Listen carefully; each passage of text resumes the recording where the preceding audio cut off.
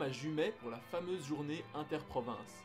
60 garçons et 60 filles se rencontrent aujourd'hui pour ce que l'on appelle la sélection provinciale.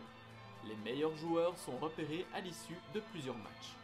Le but est qu'un maximum de nos joueurs que nous avons réussi à détecter soient repris à l'échelon supérieur qui est le niveau régional. Donc notre but ici c'est de montrer tout le monde. Maintenant par rapport à ce qu'ils montrent sur le terrain, par rapport à leur qualité d'engagement, leur qualité par rapport aux points clés qu'on a énoncés dans le vestiaire au départ, certains vont jouer plus que d'autres. Et notre but à nous c'est de les montrer puisque c'est le but des GRJ, que certains soient évidemment pris en sélection régionale.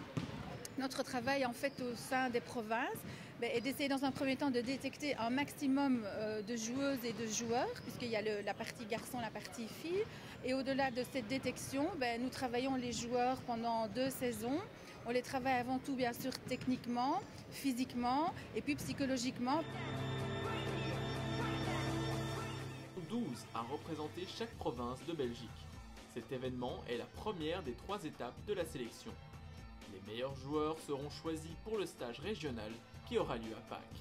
L'étape suivante sera la sélection nationale. Je le fais pour l'amusement bien sûr, mais aussi un peu pour la compétition et la pression, j'aime bien ça. Le plus important c'est de garder le plaisir, aimer ce qu'on fait et à partir de ce moment-là on s'applique à 100% et une fois que l'investissement y est, en principe le reste peut suivre. Un bon mental surtout. Ça c'est important, et puis quelqu'un qui travaille beaucoup aussi, parce que ça ne vient pas tout seul d'être un bon joueur. Je souhaite qu'ils évoluent chacun au meilleur niveau en fonction de leurs possibilités. C'est plus leur progression personnelle plutôt qu'une sélection. Voilà. C'est vraiment un progrès personnel pour chacun. Cette journée reste donc un tournant majeur dans la vie de ces enfants. Nombreux sont les joueurs qui redoutent le verdict. Mais si la situation est stressante du côté des jeunes, il est également difficile pour les sélectionneurs de faire un choix.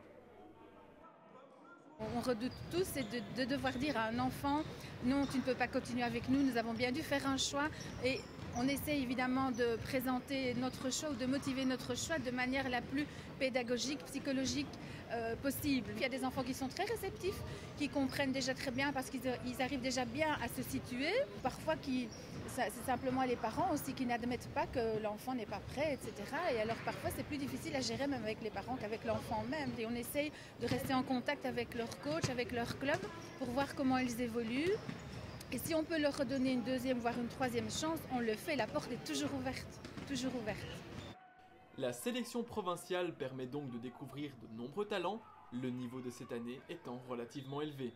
Les joueurs sélectionnés rentrent chez eux des étoiles dans les yeux, en espérant devenir les futurs espoirs du basket belge.